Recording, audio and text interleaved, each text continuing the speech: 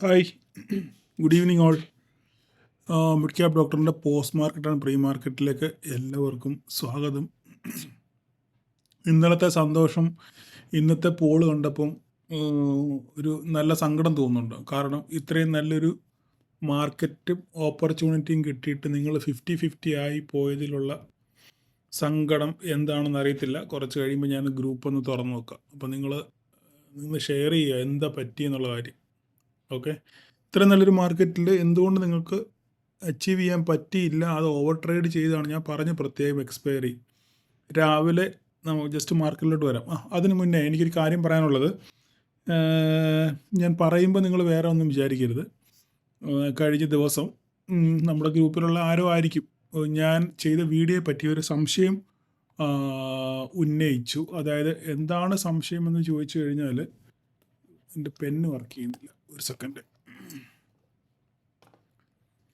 Okay, കഴിഞ്ഞ ദിവസം ഞാൻ ചെയ്ത വീഡിയോയ്ക്കകത്തിൽ ഒരു സംശയം നമ്മുടെ ഗ്രൂപ്പിലുള്ള ആരെങ്കിലും ആയിരിക്കും, അല്ലെങ്കിൽ നമ്മുടെ സബ്സ്ക്രൈബർ ആരെങ്കിലും ആയിരിക്കും ഒരു സംശയം ഉന്നയിച്ചത്. എന്താണെന്ന് ചോദിച്ചു കഴിഞ്ഞാൽ, ഞാൻ എൻ്റെ വീഡിയോയ്ക്കകത്തിൽ പറഞ്ഞിരുന്നു FIS ബൈ സൈഡ് വന്നു 700 കടി 800 കടി കൊണ്ട് ഒരു ദിവസം വാങ്ങിച്ചായിരുന്നല്ലോ. ബൈ സൈഡ് വന്നു. അത് മാർക്കറ്റിൽ ഷോർട്ട് കവറിങ് റാലി നടന്നുകൊണ്ടായിരിക്കണം ആ ബൈ വന്നത് എന്ന് ഞാനിങ്ങനെ പറഞ്ഞ കൂട്ടത്തിൽ ഞാനിങ്ങനെ പറഞ്ഞായിരുന്നു. അപ്പം അത് ഞാൻ വേറെ കൂടുതൽ അതിനെപ്പറ്റി വിശദീകരണം പറയുന്നില്ല. ബട്ട് അത് സോഷ്യൽ മീഡിയയിൽ അത് വീണ്ടും ഒരു സംസാരത്തിനിടയായി. അങ്ങനെ ക്യാഷ് മാർക്കറ്റിന് FNOയെ ഇൻഫ്ലുവൻസ് ചെയ്യാൻ പറ്റുമോ എന്നൊരു ചോദ്യം വന്നു. ഓക്കെ, എൻ്റെ ആൻസർ ഇപ്പോഴും ഞാൻ ആ പറഞ്ഞതിൽ ഉറച്ചു നിൽക്കുന്നു. ക്യാഷ് മാർക്കറ്റിന്, ഞാൻ വീണ്ടും പറയുന്നു, ക്യാഷ് മാർക്കറ്റിന് ഇൻഡെക്സ് ആൻഡ് ഫ്യൂച്ചർ ആൻഡ് ഓപ്ഷൻസിനെ ഇന്ത്യയിലെ മാർക്കറ്റിനെ ശരിക്കും സ്വാധീനിക്കാൻ പറ്റും. അതായത് ക്യാഷ് മാർക്കറ്റിൽ വാങ്ങുകയും വിൽക്കുകയും ചെയ്യുന്നത് ഇൻഡെക്സിനെ ബാധിക്കില്ല എന്ന് പറഞ്ഞു കഴിഞ്ഞാൽ അത് തെറ്റാണെന്നാണ് എൻ്റെ വിശ്വാസം. അതിനൊരു സിമ്പിൾ എക്സാമ്പിൾ ഞാൻ പറഞ്ഞു കഴിഞ്ഞാൽ, ഇപ്പം മാർക്കറ്റിനെ ഷോർട്ട് ചെയ്ത് വെച്ചേക്കാണെന്ന് വിചാരിച്ചു. ഇത് ഞാൻ എൻ്റെ ബോധ്യം മാത്രമാണ് പറഞ്ഞത്. ഇതിന് വിവാദമൊന്നും ഞാൻ ഉണ്ടാക്കാൻ താല്പര്യപ്പെടുന്നില്ല. ജസ്റ്റ് അത് സോഷ്യൽ മീഡിയയിൽ പബ്ലിക്കായിട്ട് പറഞ്ഞതുകൊണ്ട് അതിനൊരു ആൻസർ എനിക്ക് പറയണം എന്നുള്ളതുകൊണ്ട് മാത്രമാണ് ഞാൻ പറയുന്നത്. ഓക്കെ, അതായത് ഇപ്പോൾ ഷോർട്ട് കവറിങ് റാലി നടക്കുകയെന്ന് വിചാരിച്ചു. ഒരു മാർക്കറ്റിനെ ഷോർട്ട് ചെയ്ത് വെച്ചേക്കുകയാണ്. എന്തിനാണ് ഷോർട്ട് വെച്ചേക്കുന്നത്? മാർക്കറ്റ് താഴോട്ട് പോകും എന്നുള്ള ഒരു അസംഷൻ്റെ പുറത്താണ് മാർക്കറ്റിനെ ഷോർട്ട് ചെയ്ത് വെച്ചേക്കുന്നത്, ഇല്ലേ?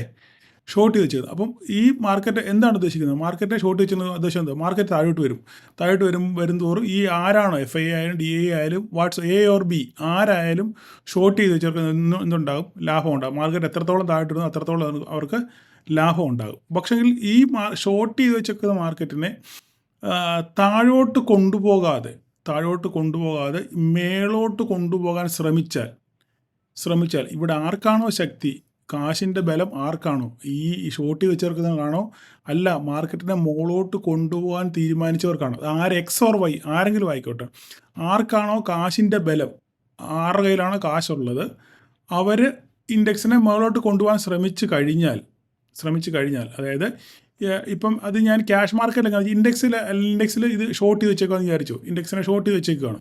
അപ്പോൾ മാർക്കറ്റ് താഴോട്ട് വരും എന്നുള്ള പ്രതീതിയിൽ. ഓക്കെ, അപ്പോൾ ഞാനിവിടെ ക്യാഷ് മാർക്കറ്റിൽ എനിക്ക് ഈ മാർക്കറ്റിനെ മുകളിലോട്ട് കൊണ്ടുപോകണമെന്നുണ്ടെങ്കിൽ ക്യാഷ് മാർക്കറ്റിൽ ഞാനിപ്പോൾ HDFC ആണ് ഏറ്റവും വലിയ ഹൈ വെയിറ്റേജ് ഉള്ള സാധനം. HDFC അല്ലെങ്കിൽ റിലയൻസ് ഏതെങ്കിലും ഒന്ന് വിചാരിച്ചു.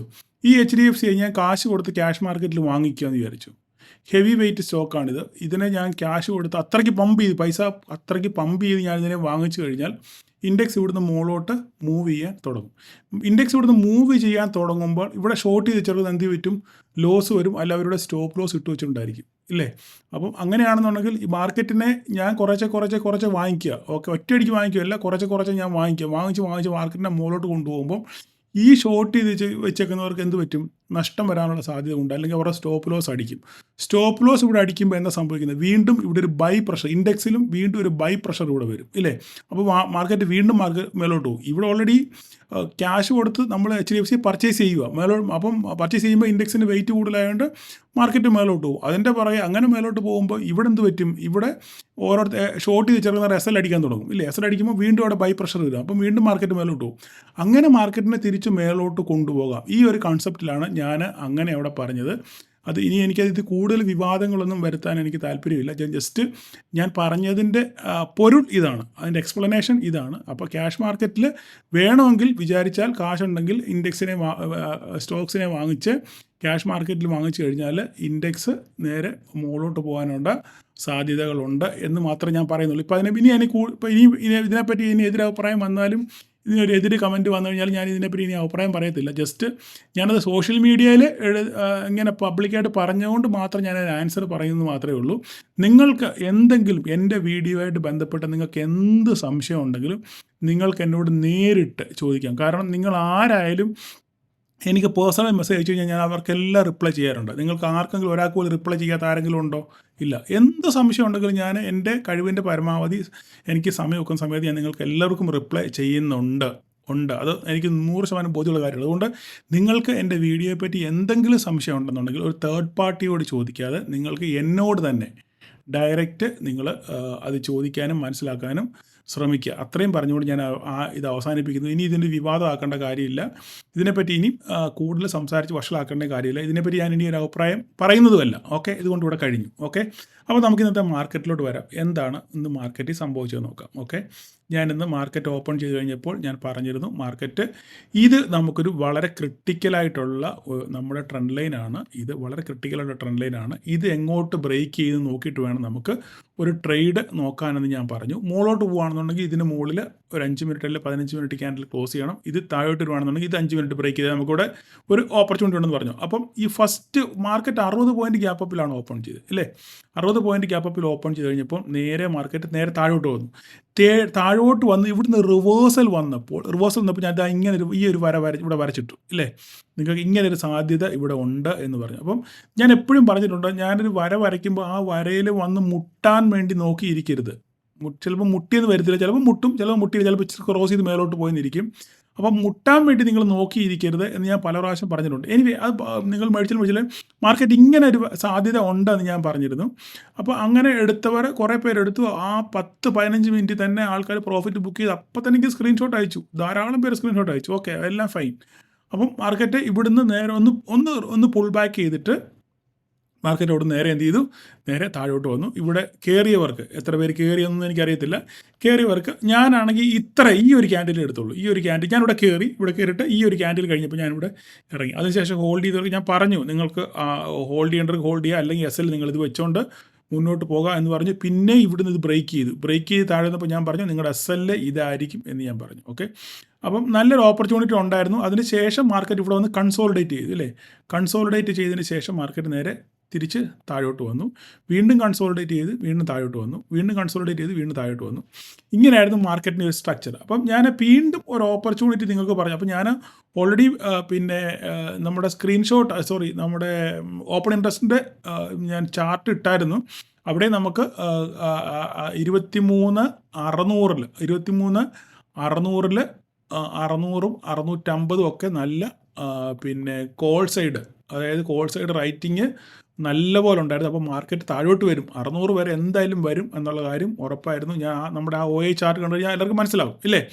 500-550 ശക്തമായ റെസിസ്റ്റൻസ്. 500-550 പുട്ട് റൈറ്റിംഗ് കൂടുതലാണ്, 600 കോൾ റേറ്റിംഗ് വളരെ കൂടുതലാണ്. അപ്പോൾ മാർക്കറ്റ് അതിനിടയ്ക്ക് ക്ലോസ് ചെയ്യും എന്നുള്ള ഏകദേശം നമുക്ക് ധാരണ ഉറപ്പായിരുന്നു. അതുപോലെ തന്നെ മാർക്കറ്റ് 23,600 തന്നെയാണ് മാർക്കറ്റ് ക്ലോസ് ചെയ്തേക്കുന്നത്. 23,600 മാർക്കറ്റ് ക്ലോസ് ചെയ്തേക്കുന്നത്. ഓക്കെ, പക്ഷേ നമുക്ക് ഇന്നത്തെ OA വിശ്വസിക്കാൻ പറ്റില്ല. കാരണം ഇന്ന് എക്സ്പയറി ഡേ ആയതുകൊണ്ട് എങ്ങനെ വേണമെങ്കിലും മാർക്കറ്റ് പോകാനുള്ള സാധ്യതയുണ്ട്. അതൊക്കെ മാനിപ്പുലേറ്റ് ചെയ്യാൻ പറ്റും ഓപ്പൺ ഇൻട്രസ്റ്റിനെ, എക്സ്പയറി ദിവസം. അപ്പോൾ പെട്ടെന്ന് ഒരു ബാസ്ക്കറ്റ് ഓർഡർ ഇടുകയാണെന്നുണ്ടെങ്കിൽ പെട്ടെന്ന് മാർക്കറ്റ് മുകളിലോട്ട് പോകും, അല്ലെങ്കിൽ പെട്ടെന്ന് സെല്ല് ചെയ്യുകയാണെങ്കിൽ പെട്ടെന്ന് മാർക്കറ്റ് താഴോട്ട് വരാൻ സാധ്യതയുണ്ട്. അതുകൊണ്ട് എക്സ്പയറി ഡേയിൽ കഴിവതും നമ്മൾ OA നോക്കാറുമില്ല, വിശ്വസിക്കാറില്ല. പിന്നെ ജസ്റ്റ് നമുക്കൊരു ഐഡിയ കിട്ടാൻ വേണ്ടി മാത്രം നമ്മളവിടെ അങ്ങനെ നോക്കുന്നു മാത്രമേ ഉള്ളൂ. അപ്പം ഇവിടെ ഞാൻ നിങ്ങൾക്ക് പിന്നെ അതിന് ശേഷം വീണ്ടും ഞാനിവിടെ ഒരു ഫോർമേഷൻ ഞാൻ നിങ്ങൾക്ക് കാണിച്ചു തന്നായിരുന്നു. നമ്മുടെ ഗ്രൂപ്പിൽ ഞാൻ ഫോർമേഷൻ നിങ്ങൾക്ക് ഞാൻ കാണിച്ചു തന്നിരുന്നു. എന്താണ് ഒരു ഒരു ഈ ഇൻവേർട്ടഡ് ഫ്ലാഗ് ആൻഡ് പോൾ ഞാൻ വരച്ച് കാണിച്ചായിരുന്നു. 2 ഓപ്പർച്യൂണിറ്റി ഉണ്ടായിരുന്നു. ഇവിടെ നോക്കിയാൽ താഴേന്ന് വീഴുന്നൊരു മാർക്കറ്റ്, താഴേന്ന് വീണ് വരുന്നൊരു മാർക്കറ്റ്, അതിനുശേഷം മാർക്കറ്റ് ചെറുതായിട്ട് റിവേഴ്സൽ അല്ലേ, അതിനുശേഷം മാർക്കറ്റ് നേരെ തിരിച്ച് താഴോട്ട്. ഇതാണ് ഒരു ഇൻവേർട്ടഡ് ഫ്ലാഗ് ആൻഡ് പോൾ. താഴേന്ന് വരുന്നൊരു മാർക്കറ്റ്, മേളിൽ നിന്ന് വീണ് വരുന്നൊരു മാർക്കറ്റ് ചെറിയൊരു റിവേഴ്സൽ നടത്തുന്നു, ഇങ്ങനെ ഒരു ഫ്ലാഗ് പോലെ ഫോം ചെയ്യുന്നു, വീണ്ടും അതിനുശേഷം മാർക്കറ്റ് താഴോട്ട് വരുന്നു. ഓക്കെ, അങ്ങനെ നമുക്ക് വീണ്ടും ഇവിടെ തന്നെ ഇത് വീണ്ടും താഴെ വന്നു, വീണ്ടും ഒരു ഫ്ലാഗ് പോലെ ഉണ്ടായി, അതിനുശേഷം മാർക്കറ്റ് വീണ്ടും താഴോട്ട്. ഈ 2 കാര്യവും ഞാൻ നമ്മുടെ ഗ്രൂപ്പിൽ വരച്ച് കാണിച്ചായിരുന്നു.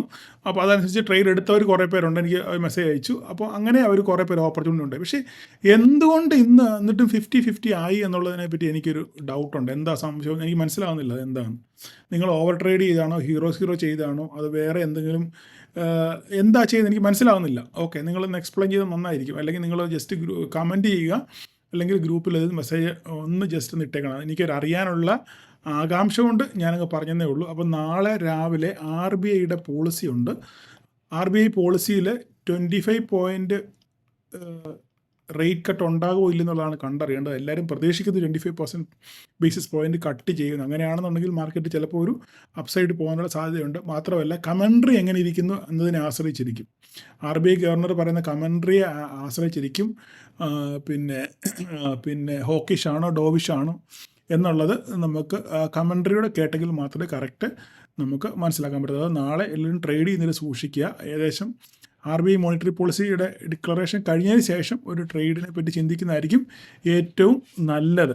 ഓക്കെ, അതാണ് എൻ്റെ ഒരു അഭിപ്രായം. അപ്പോൾ നാളെ നമുക്കത് എങ്ങനെയാണെന്ന് വെച്ചാൽ മാർക്കറ്റ് ടൈമിൽ നമുക്ക് തീരുമാനിക്കാം. അപ്പോൾ നാളെ ഇനി മാർക്കറ്റിൽ എന്താണ് സംഭവിക്കുന്നത് നമുക്കത് നോക്കാം. നാളെ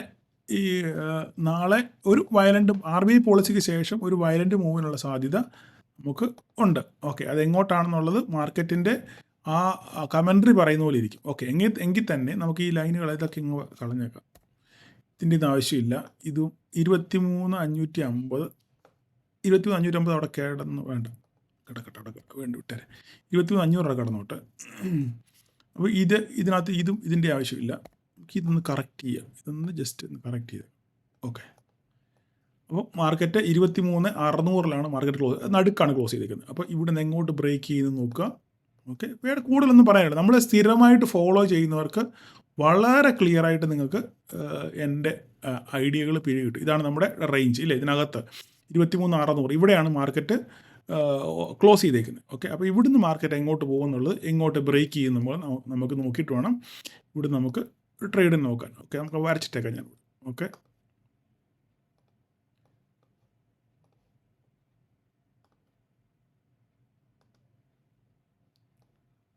ഇവിടുന്ന് മുകളിലോട്ട് നമ്മുടെ ട്രെൻഡ് ലൈൻ, ഈ ട്രെൻഡ് ലൈൻ വലിയൊരു സംഭവമാണ്.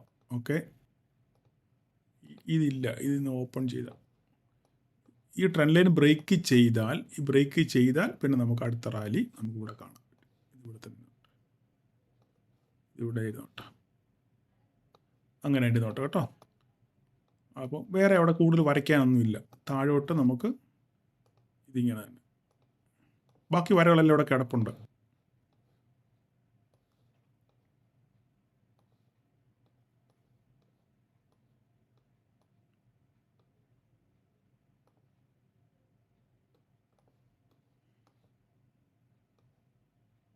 ഓക്കെ, അത്രയോടെ കിടന്നോട്ടെ. 23,500 ഒരു പ്രധാനപ്പെട്ട സൈക്കോളജിക്കൽ സപ്പോർട്ടാണ്, അതുകൊണ്ടാണ് അവൾ അങ്ങനെ വരച്ചിട്ടേക്കുന്നത്. അപ്പോൾ ഇത്രയുമാണ് നാളത്തേക്ക് മാർക്കറ്റിൽ ഉള്ള സംഭവം. അപ്പോൾ ഞാനൊരു കാര്യം നിങ്ങളോട് പറയാം. അപ്പോൾ ഞാൻ വീണ്ടും ഒരു കാര്യം ഒന്നുകൂടെ ഓർപ്പിക്കുന്നു. അപ്പോൾ നിങ്ങൾക്ക് എന്തെങ്കിലും ഡൗട്ടുണ്ടെങ്കിൽ നിങ്ങൾ എന്നോട് പേഴ്സണലായിട്ട് നിങ്ങൾ മെസ്സേജ് അയച്ച് ചോദിക്കുക. അതിന് എനിക്ക് അറിയാവുന്നതിൻ്റെ കഴിവിൻ്റെ പരമാവധി ഞാൻ നിങ്ങളോട് പറഞ്ഞു തരാം. അപ്പം ചിലപ്പോൾ നമുക്ക് അറിവില്ലായ്മ കാണും. അത് എല്ലാവരും നമ്മുടെ ഈ ലോകത്തിൽ ആരും 100% പെർഫെക്റ്റായിട്ടുള്ള ആൾക്കാർ ആരുമില്ല ഇല്ലേ. എല്ലാവർക്കും കുറവുകളും കുറ്റങ്ങളും ഒക്കെ ഉള്ളവരാണ്. പക്ഷേങ്കിൽ അതൊക്കെ നമ്മൾ ഇപ്പം പ്രത്യേകിച്ച് നമ്മുടെ മലയാളികളുടെ സ്വഭാവം, നമ്മൾ 99 നല്ല കാര്യം ചെയ്തിട്ട് ഒരു കാര്യം എന്തെങ്കിലും കാരണവശാൽ തെറ്റിപ്പോയാൽ ഈ ഒറ്റ കാര്യം മാത്രമായിരിക്കും മുഴച്ച് നിൽക്കുന്നത് ഇല്ലേ. അതായിരിക്കും ഏറ്റവും കൂടുതൽ മുഴച്ച് നിൽക്കുന്നത്. പിന്നെ അതിനെ ചുറ്റിയായിരിക്കും ഈ 99 നല്ല കാര്യം ചെയ്തതും അപ്പം ഈ ഒരൊറ്റ കാരണം കൊണ്ട് തന്നെ നമ്മൾ മറന്നു പോകും. ഓക്കെ, അതുകൊണ്ട് എനിക്ക് പറയാനുള്ളത്, എനിക്ക് എന്നെക്കൊണ്ട് പറ്റാവുന്ന രീതിയിൽ ഞാൻ പഠിച്ച് കാര്യങ്ങൾ ചെയ്യുന്നു. ചിലപ്പോൾ ഒരുപക്ഷേ തെറ്റ് കുറ്റങ്ങളൊക്കെ ഉണ്ടാവാം. അത് മനുഷ്യ സഹജമാണ്. ഓക്കെ. അത് കൃത്യമായ രീതിയിൽ അതിൻ്റേതായിട്ടുള്ള രീതിയിൽ ചൂണ്ടിക്കാണിക്കുകയാണെന്നുണ്ടെങ്കിൽ അത് നന്നായിരിക്കുമെന്ന് ഒരിക്കൽ കൂടി ഓർപ്പിക്കുന്നു. ഞാൻ പറഞ്ഞതിൻ്റെ ഉദ്ദേശങ്ങളും പൊരുളുകളൊക്കെ നിങ്ങൾക്ക് മനസ്സിലായി എന്ന് വിശ്വസിക്കുന്നു. ഓക്കെ. അപ്പം എല്ലാവർക്കും നാളെ ഒരു പ്രോഫിറ്റബിൾ ഡേ ആശംസിക്കുന്നു. Thank you all.